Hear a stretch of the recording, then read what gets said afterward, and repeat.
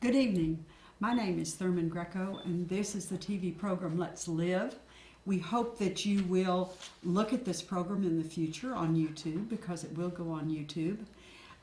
We are here coming to you from Woodstock, and we offer programs. We offer reflexology classes on this program, and we offer different interviews with interesting people who help make our life enriched. And we have a wonderful guest this evening.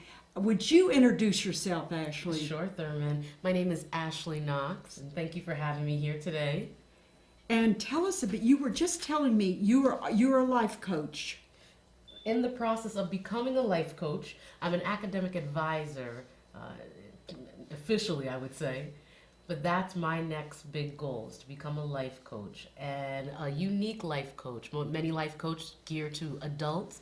I want to focus more on young adults and help them to map the step-by-step process of living a healthy, successful life. You know, that is so challenging, and I think that's such a wonderful concept, because I've known several people that have gone to life coaches, and by the time they found the life coach, they were in their 30s or 40s. Very much. Things were in a shambles, and you're going to try to head these things off at the pass with these young people. Exactly. Start early. Yes. So the stumbling blocks become less rather than... Yes, and it's like, I have a daughter in Arizona who is taking some classes, and she's learning a series of life skills. And I keep thinking, boy, why didn't I have this class when I was about 15? Why didn't she have it when she was 15? Yes, yes. And her children, why didn't they have these classes when they were 15? So here you are doing this. How can people get to know you? How can people get to know me? Well, they can contact me.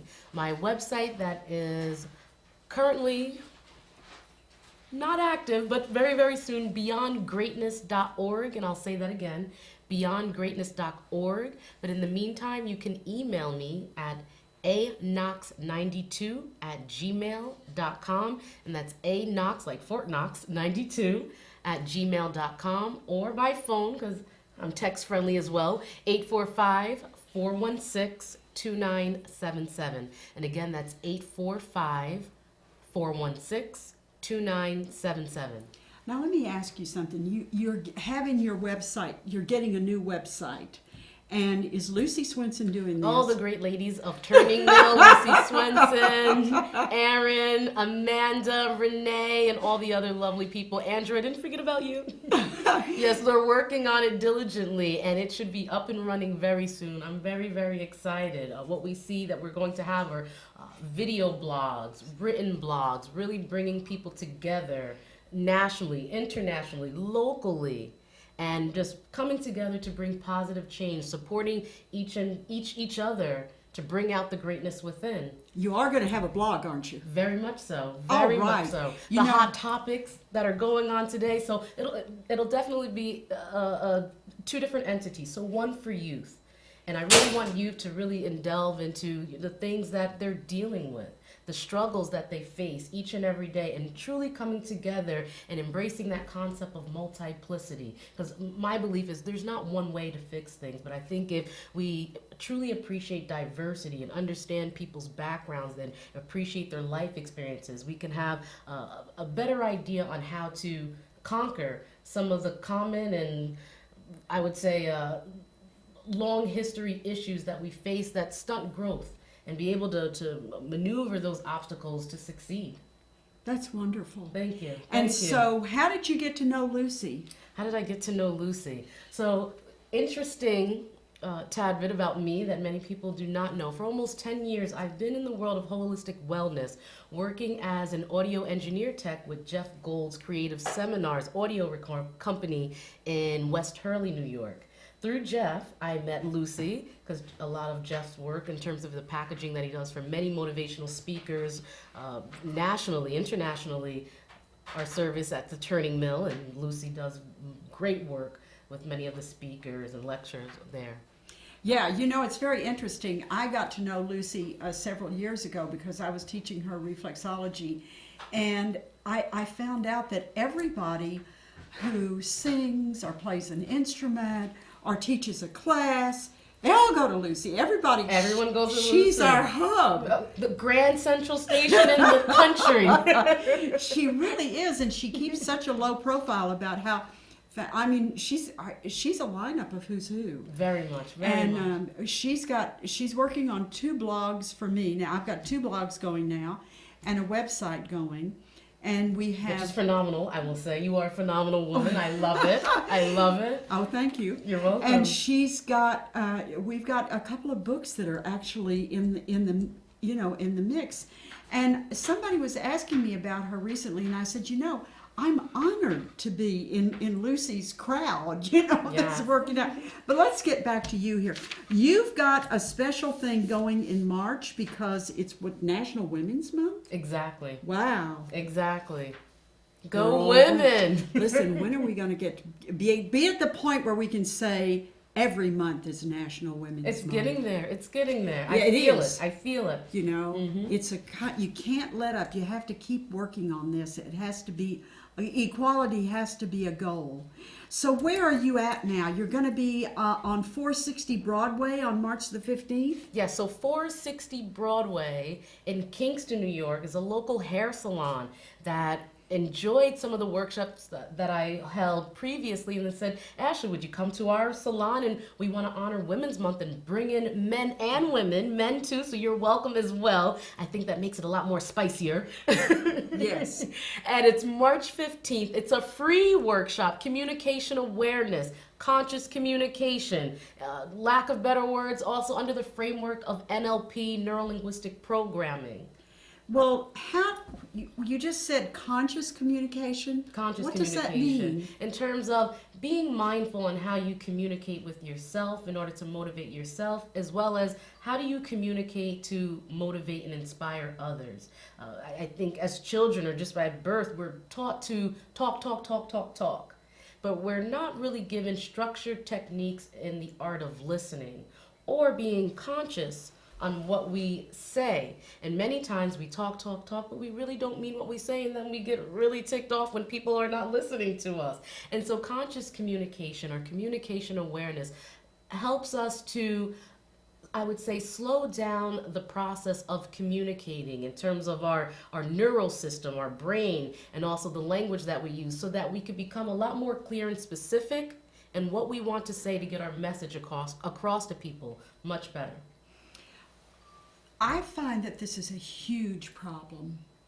And sometimes I think this person doesn't know how to listen. How did a person get to midlife or beyond and not learn to listen? And then I have to ask myself, is it that they cannot listen, or what am I saying in such a way that they are not listening? Why is that? Well, the first question I would say, Thurman, is when are we taught how to listen? I even think in my own childhood, I do not remember my mother or father really sitting down and teaching me how to listen. It was something that was just expected. And maybe I would say the societal norm of social acquisition where we learn by doing, we learn by seeing and modeling. And therefore, we never really take the time out to realize that we do not stress that technique of the art of listening. But we definitely have much exposure to talking. Well, and of course now, with these young people, of course, I'm not around that many young people now, but I am around people that are in their 40s or older, and I often ask myself, first of all, did you ever learn to listen? Or did you learn to listen and then you forgot how to listen? But now we have young people, and they are so bombarded with sound. The television, the radio, the little computer games. I mean, there is just sound all the time. How can you teach someone to listen if it's coming in all the time in so many different directions? That's a great question. If you come to the workshop, you'll find out. But to give you little secret, a little tidbit. I think one of the first steps in terms of the art of listening is asking yourself, when you're in the role as the listener, where is my mind? And it's if you had to compare it to anything, I would say something like meditation. Meditation is something that's very hard to grasp, but once you have it, and you have that mindful piece to it, it becomes more of a natural flow. And I think that the art of listening, that process becomes the same way. And asking yourself, as the listener, am I listening to what the person is saying to me? Where else is my mind? Am I thinking about what I did earlier today? Am I thinking about what time is it? What I need to do in the next 5-10 minutes? Am I prejudging the speaker?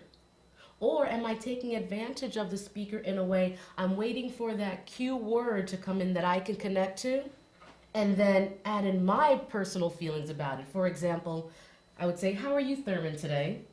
Well, I'm fine, thank you. Oh, I'm fine too, because today was the warmest day that I've experienced all week, and it was so cold all this week, and I was really happy that the sun was shining today. Now, my question initially was, how are you? And granted, you did respond, but my question to you, am I really concerned? Am I really being present for you to know how you're feeling today?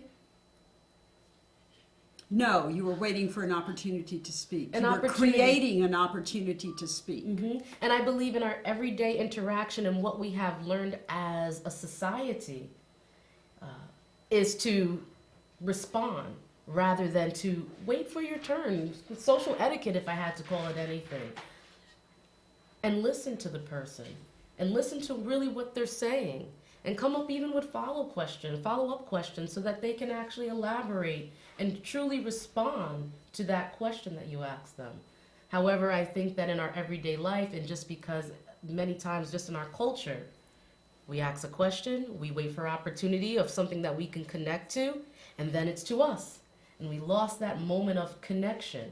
And when you think about conflict resolution or even relationships with parents to children, children to parents, in the workforce in terms of boss to a supervisor or supervisor to the employees, many times when there's conflict, it's around miscommunication.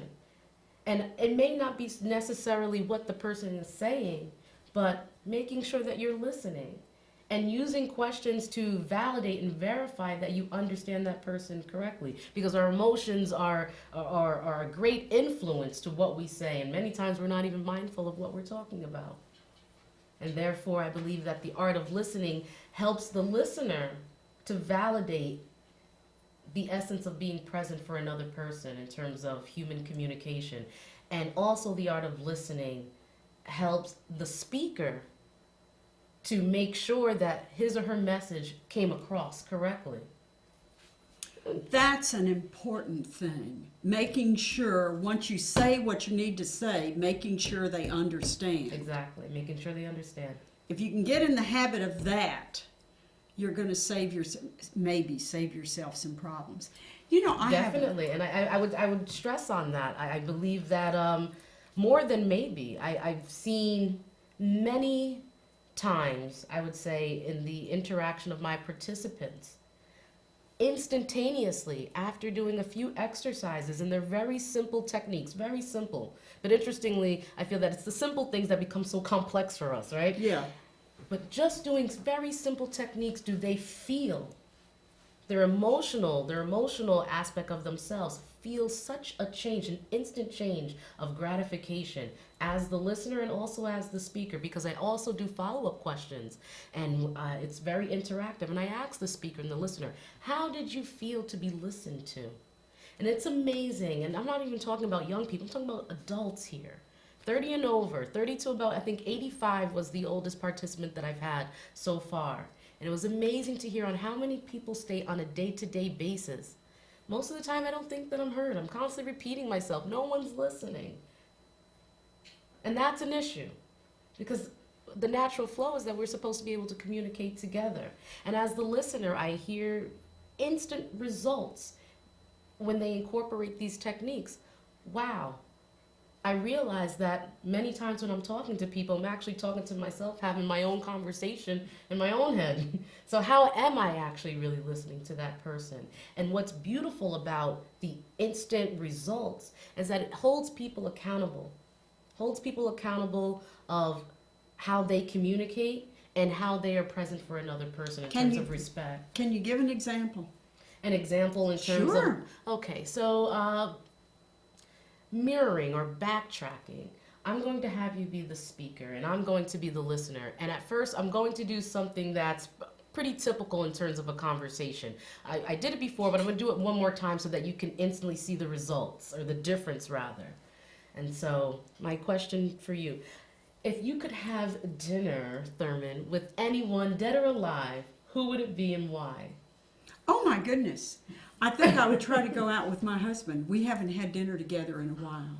You haven't had dinner with your husband in a while? Don't feel bad. Don't feel bad, because I've been talking to my husband, and Valentine's Day was not too long ago, and he totally forgot. And that's something that means so much to me. And sometimes I even wonder if he still loves me. Yeah, so, well, that's great that you would want to go to dinner with your husband. Me too. Yeah. How do you feel? Well, you know what? I hear that a lot. When you talk when I talk to other women who have been married a long time, I will hear things like, well, I don't think my husband's even looked at me in 20 years. I hear that.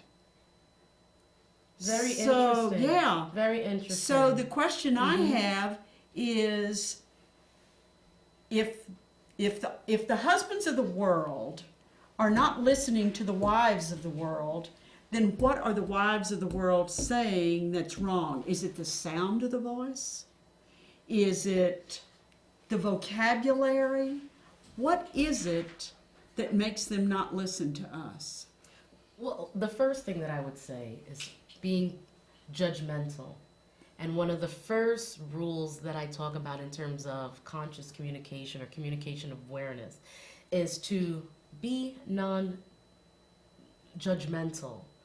The way I perceive the world will be totally different than the way you perceive the world. And so as a woman that says, my husband has not even looked at me in over 20 years. He doesn't pay me any attention. And then we take her out of the room and then bring the husband. He says, I love my wife. I would die for her any day. Well, how can this be? This is a couple, and the two of them have been together for quite some time, but they have two different realities in terms of how they understand the relationship. And so therefore, you can already pinpoint and see that there's some type of lack of communication. And we'll do the next model so that you could see in terms of using very simple techniques helps people to connect. And one way to do that is by mirroring, or other people call it backtracking. So let's rewind and go back to that question. So the question that I asked Thurman was, if there was one person that she can go to dinner with, dead or alive, who would it be? She's going to answer that question again, and I'm going to mirror her. And I'm going to be present for her. And I'm going to listen. Are you ready? Are you ready? Okay, yes. Here we go. So Thurman, if you can go to dinner with anyone, dead or alive, who would it be and why? I think if I could go to dinner with anybody, it would be my husband. We haven't been out to dinner in a long time, and I would love to go out to dinner with my husband. So you're saying it's been a long time that you haven't been out to dinner with your husband, and you would like to go to dinner with your husband? Yes, exactly. How did that make you feel? Well, it made me feel that, first of all, that you listened. How? What did I do? Because you repeated what I said. I repeated what you said. That's very interesting. And very simple. Yeah. And very simple. Yeah. Very simple. Emotionally, can you tell me, how did you feel? Just by me repeating. I felt like I had been listened to. This is amazing. And this is not rocket science. It's not rocket science. It doesn't, we don't all have to go off and get another college degree. You just listen to what somebody says, and then you play it back. And if you play it back, then both of you know that the statement has been heard and understood. Very much that the statement's been heard and understood. That's wonderful. Let's try this one more time. We're going to use the same question. If you can, give me the similar response. Yes. And I'm going to show you something a little bit different. Okay. Are you ready? Yes. Okay. So, Thurman, if you could go to dinner with anyone in the world, dead or alive, who would it be and why? Oh, I would love to go out to dinner with my husband. We haven't been out to dinner in ages. I would love to go out to dinner with him. What? Oh, you would like to? Oh, so you would like to go out with your husband to dinner? That's nice. That's nice. Because it's been a while, right? Yeah, yeah, yeah. How do you feel now? I hope viewers, just to let you know, I'm role playing. That was very interesting because that's what people are doing. They're playing with their phones. They're looking at whatever is around them. They're paying attention to what's going on, or they're just not. They're just out to lunch. They're just not focused. Not focused. I think that was the key word, not focused. And even though I wanted to know about who would Thurman want to go out to dinner with, I remembered that I have to submit something in about 15 minutes. So I'm listening and I'm looking, and I always see this. Yeah. Many times with parents to their children. Yes. Children come home, they finally decide to tell you what they did in school today, but you just got home from work. And you have things that need to get accomplished ASAP. Yeah. Yeah. And just put yourself into a child's mindset. Mm-hmm. Mom, I'm trying to talk to mom, dad, and I repeated what you said. So I did do the simple technique of repeating. But the other part was I did not allow myself to be aligned with Thurman and allow myself to be present, to stop everything that I'm doing so that I could be mindful to focus, especially if you're going to ask a question. And by me asking that question, and once she responded, and I was listening, because I think we're a society that we multitask. We multitask maybe a bit too much.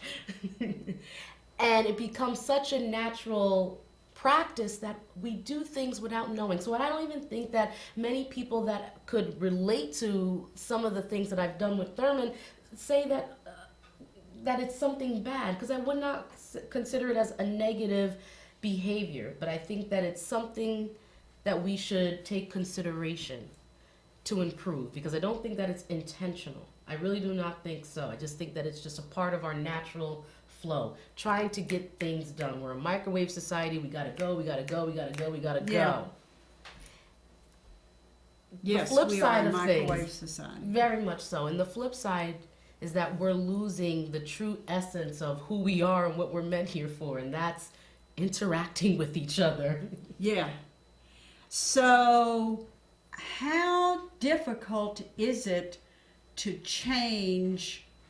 I mean, because that was that's really quite different. To suddenly focus in on what a person is saying and then say it back to them requires a completely different approach. How long can a person who is new to this keep this dialogue pattern up? What do? Do you just say, okay, I'll practice this dialogue pattern 5 minutes today and then 5 minutes tomorrow? I mean, how do you get into this? I guess that's what I'm saying. I think that's a great question, and I think that you gave a great answer. Everyone is different, and each individual learns at their own pace, at their own rate. Maybe some people need to dedicate 2 minutes out of the day to try this technique, and also be very reflective of that technique when you utilize it and compare it to the rest of your day interacting with people.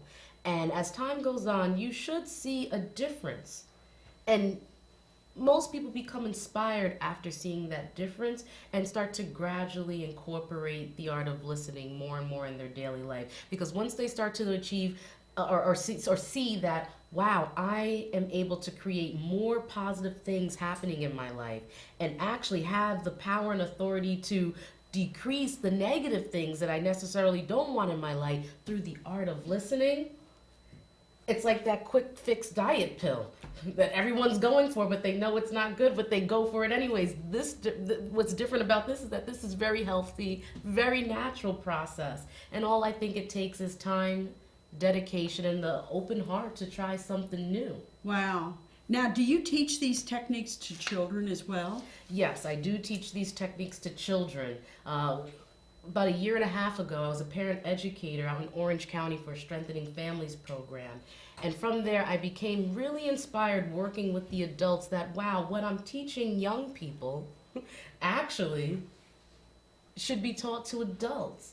And to adults in a way that it's readily available to them, because it's a very demanding life. They don't have much time, and for free time, it's usually dedicated to the children. And so I find very easy, simple, and short time frames for older adults to incorporate this in their daily life. So how I'm going to break away. I want to move to another section. I want to know, if a person wants to learn your techniques, how do they contact you, and what kind of an environment do you work in? So for the workshops, right now I'm doing the communication workshops. It's called Find the Irresistible You, Unleash Your Most Attractive Dynamic Self, which focuses on effective communication and positive behavior.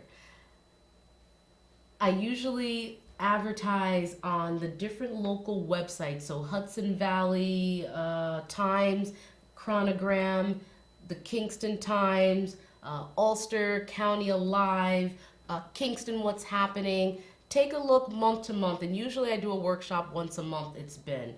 Also, once the website is up and running, and that will be very shortly, you can go on my website, beyondgreatness.org, to get a listing of the different locations and times that the workshops I will have be presented. And in the near future, I will have them also available online, because I realize even when you try to do something once a month, it's very hard. It's very limiting in terms of availability, and I want to create that availability greater for people. So what I'm thinking is, you give these workshops, but then they can kind of follow up online. Very much so. So the online is like something that you follow up with a workshop on, but you can take... So they're online classes. Okay. Online classes, interactive.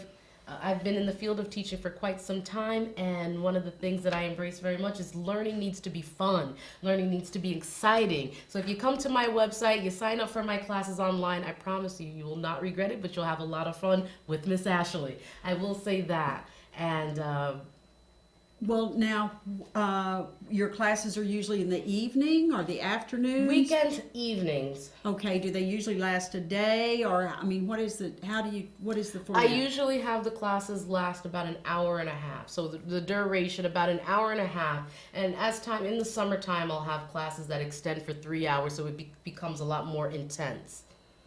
But these are not classes that you have to devote a whole weekend to. In other words, you can go to a class in about the same amount of time that it takes to go to the movie, and you can come away feeling better about yourself and knowing that you are able to communicate with people Exactly. better. I call it life-changing techniques to improve and overcome everyday life struggles. There's a lot of anger out there now. There is. How do you deal with that? Emotional self-care, and I think that one of the first aspects that I think of in terms of anger, dealing with anger, is this essence of being judgmental and the lack of empathy that we have in our society. And I believe that if people can understand that in any intention, whether it be positive or negative, if you are inclined and you start to peel the layers, you'll realize even in the negative situation that each person, the rooted intentions are usually positive, even down to the point of safety and security. And I believe that if you can embrace that idea when it comes to being frustrated with others, frustrated with life outcomes, and understand that what may seem to be not okay in your vibrational bubble, it's temporary. And also appreciate those moments as lessons learned. I think that we become very spoiled as a society, and therefore we're always looking for the good, good, good. And when the negative happens, everything stops, and not realizing that life is all about balance. So you have to take the good with the bad with the good, and that the two are all necessary in order to shape and mold you to be a stronger individual and be the great person that you are. If everything is great in life, then how can you appreciate greatness without any type of suffering? And so when it comes to anger, and I'm taking this from a very, very light layer, we can definitely go deeper, is to be non-judgmental and think positive, especially if it's a conflict between you and someone else. Listen and find out, what is this person trying to say to me, and why is this person in disagreement? Why is this person trying to hurt me? And I think that when you start to ask those questions, rather than be so defensive and say, no one's going to step over on my grounds and I'm going to always stick up for myself. Well, you can do that, but you also can do that in a more positive way by taking time out to be reflective and find out what's the true root cause of the situation or the conflict. And why is this person behaving this way? And one of my greatest beliefs to sum things up is, in order to change someone's negative behavior, you cannot change a person's behavior. But what you can do, if you're looking for a different outcome, is change yourself. By changing and becoming more positive in your own behavior, you can influence other people around you. And very simple in terms of, we always tell children, oh, you don't want to watch the violent movies and the negative media and the songs that are out there. Well, why? Because if you put yourself around negative, what are you going to get? A negative. And therefore, if you put yourself around positive, then you can influence others to have that positivity within themselves as well, and understand that that's what you claim and that's what you desire and also are expected to have. And I think that that can decrease much anger in people.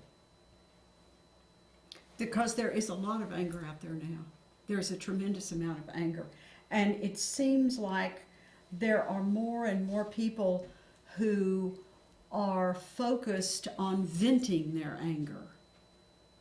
And it's, in some cases, just comes at you, and that's so hard. It must be very difficult for a young person. Very much so. And to a certain degree, venting is good because you do need to release, but it needs to be effective type of venting. So if you're just venting to vent and you're not putting anything into perspective, if you're not opening yourself to be reflective, to say, why am I angry? And you're to a point that you cannot think. What do we tell children when they have their tantrums? You need to take a time out. For young people and also adults, sometimes you need to take a time out and understand boundaries, and that it's okay to walk away rather than escalate the situation and make things worse. Yeah, walking away. And if somebody's going to just run roughshod over you, yeah, I think that's a good idea. And walk away in a respectful manner. If you know yourself, we know ourselves, and if you don't know yourself, then this is the time to take time out to find out, who am I? What are my traits? What are the things that kind of turn up the oven on me? And know those boundaries so that when you feel it escalating, you can stop before it becomes uncontrollable. Do you have classes where you teach people to find these traits? This will also be incorporated in terms of the classes to come and also the online classes. And so Find the Irresistible You is becoming very popular around town. And now I'm ready to hit to the next piece as far as just the different issues that we go through each and every day that we don't take the time out to have a public forum and talk about and learn from each other on how to embrace new approaches to live more healthy, sustainable lives. Wow. Now, you said you had been dealing with holistic health? Yes. And as far as being in the field, so working with Creative Seminars audio recording company in West Hurley with Jeff Gold. I was quite young, I want to say, when I started to work with him, and he records an array of top motivational speakers in holistic wellness, higher consciousness, any topic you could possibly think of, alternative approaches to health. I can go on and on and on. Spiritual healing and conscious communication. So very, very young, I would say, I was exposed to many motivational speakers. And in terms of my educational background, my family upbringing, everything put together kind of just glued to me, and I actually found my purpose, my niche. And I said, wow, this is it. My purpose is here to help others and to help others unlock their creativity and bring out the greatness in them. Understanding that life is not easy. And many times, particularly from adulthood going into adulthood, young adulthood going into adulthood, things that we don't plan to happen that may knock us down. And I believe that my purpose is to inspire people to say, you may get knocked down sometimes. But the key here is embracing the tools to have a level of resiliency, to pick yourself back up, brush your shoulders, and go on with the race. Because we're all here for a purpose, a divine purpose, and no one is here to fail. And so if things are not going right in your life, I think it's just a matter of reflection. I think people have to also learn to pat themselves on the back. Very much so. They have to learn to recognize when they have done a good job, and you don't have to wait for somebody else to recognize that you did a good job. Very much so. You can know that on yourself. So if you can learn those things, it's very important. Do you have any special classes for the over 65 set? You know, Ulster County's the oldest county in New York State, and by that I mean it's got more. Say it with pride. Woo! Yes. You know, it's got more cotton tops than anybody else. Do you have any classes for the cotton tops? For the cotton tops. I embrace all ages, all backgrounds. Again, from the class, Find the Irresistible You. Lately, I would say the age group has been from 30 to about 85. Oh, really? And for example, wonderful. It's wonderful. And in terms of just finding that irresistible you, or understanding what does it mean to have that irresistibility factor within yourself. I had a gentleman who was over 65 tell me a week after the class. He says, "Oh, Ashley, I have to tell you something. I'm so glad that you invited me to the class. After I left, I went home and I contacted 3 people I have not talked to in over 10 years to say, I love you." Wow. Wow. And that's what makes what I'm doing so fulfilling and just so great.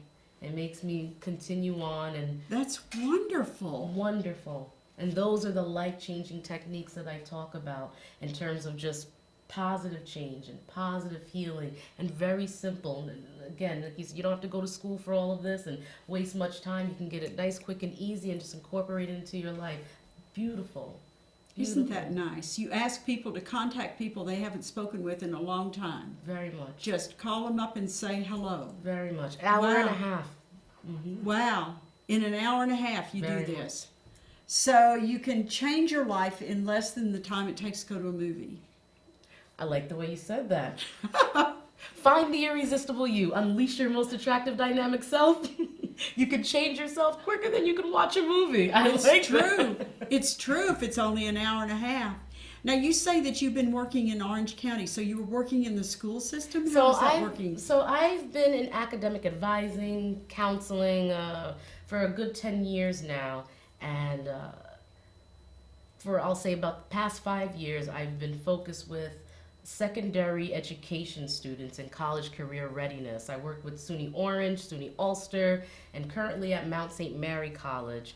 And the College Career Readiness Program is a program that offers student academic and social emotional counseling to support students in a smooth transition from high school into college. In better words, I work with students individually and helping them to discover their talents, their inner abilities, their interests, and encouraging them to take charge of their own education and their own lives. Encouraging them to come up with academic goals as well as social goals so that they can become more mindful of why they're in school. I think that many, when it comes to high school dropout or students who are struggling, it's because they don't know why they're there. And the information that they're being told in schools is very important, but if they cannot make that connection to the real world, they become very disengaged. And so therefore, the service that I have been providing for young people is truly finding the connection between who they are, personal awareness, social awareness, understanding who they are in the society and the opportunities that they have in order to strive, and also coming up with an exact plan. The college career readiness program is called Map My Future. Let's map it out now, and like Dora, let's go exploring and conquer our goal. And that's what Map My Future is all about. And then I also have another youth program that's called Millennial, the Next Generation, and that's bringing students together to tackle some of the social issues that go on in their communities, and to provoke critical thinking and socially conscious, responsible behavior in young people. I challenge them to not only address some of these issues, but find sustainable solutions. How do we fix these problems?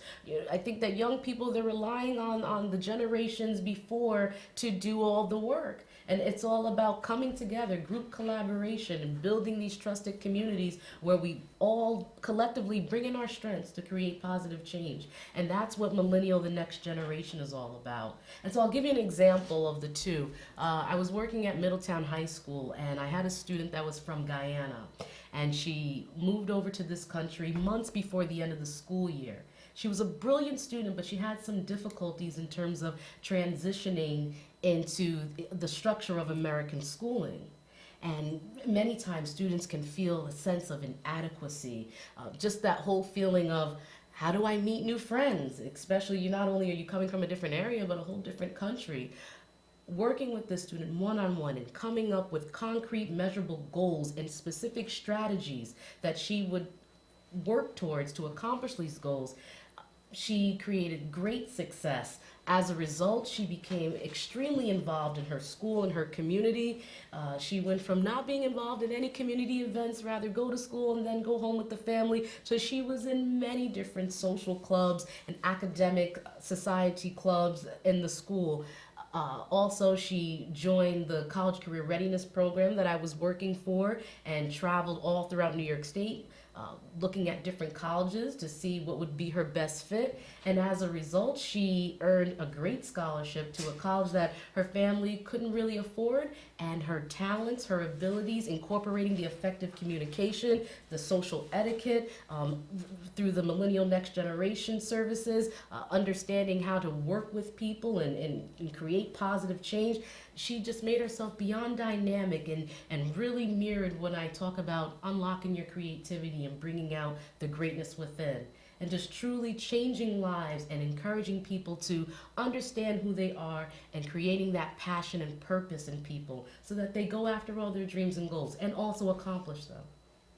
You know, that's an extremely important thing, because one of the things that I have observed is we have children now, young people, who are very intelligent, they're going to school, but it's kind of as if they're just being led around by the nose in high school, so they have no real not much independent thought.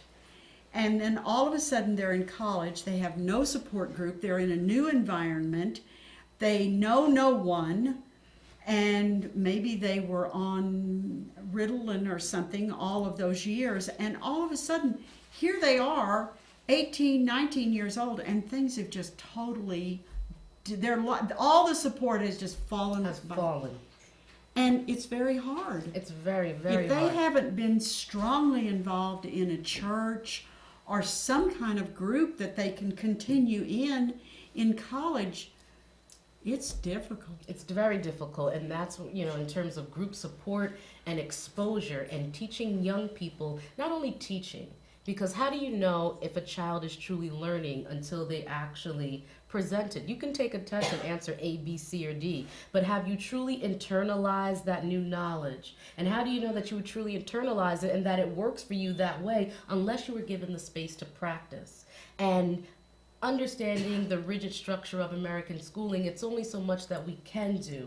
I do understand that. And so it's programs like this that are outside of school but collaborate with the school system to give young people these opportunities so that they're not stuck in a situation where they're told to be extremely dependent in terms of their thinking. They transfer into the college world, they transfer into the career world. And now they're told to be an independent thinker. You are an adult and you are accountable for all your actions. Yeah, it's hard. It's really scary. For such an initiation, and there's not much of a ceremony to it. It's Very just much. Very much. out off the high board. It's tough. It's very tough. And I believe that creating more bridges in terms of service learning is what they're calling it. I like to call it experiential learning, and I take that concept from John Dewey. And this is going back in the early 1900s, but John Dewey had such a great concept in terms of naturally we learn by doing. We learn by seeing. If you don't want your children to do certain things, you make sure that they're not exposed to those things. Right. And it's interesting that we don't embrace the art of hands-on learning as means for children to truly learn and create meaningful learning where they're able to connect new knowledge to their current reality. I hear many young people say, oh, I don't really care about school. What do you mean you don't care about school? What are you going to do in the next 4 years? I don't know, live off my parents. Well, and then what? And then what? I don't know. And that's that dependent thinking. Someone's going to think for me because I'm a kid. And also I don't want to say not understanding, but not being guided in a way to truly prepare young people for the next step, the next life stage, which is adulthood. And I guess because we've been doing it for quite some time and just being pushed out there, and if you could swim, you swim, and if you don't, you'll sink and learn how to swim. Right. Yeah. We've been repeating that cycle. And I believe that it's one way to do things, so I'm not going to knock it. However, I also believe that we're losing a lot of potential by only offering it that way and not giving the space for young people to practice real life adult skills that they need. And the purpose of me incorporating youth development programs along with the adult effective communication and positive behavior programs, the adults help me as a researcher to find out what's truly needed to teach the young people to be great leaders for our society.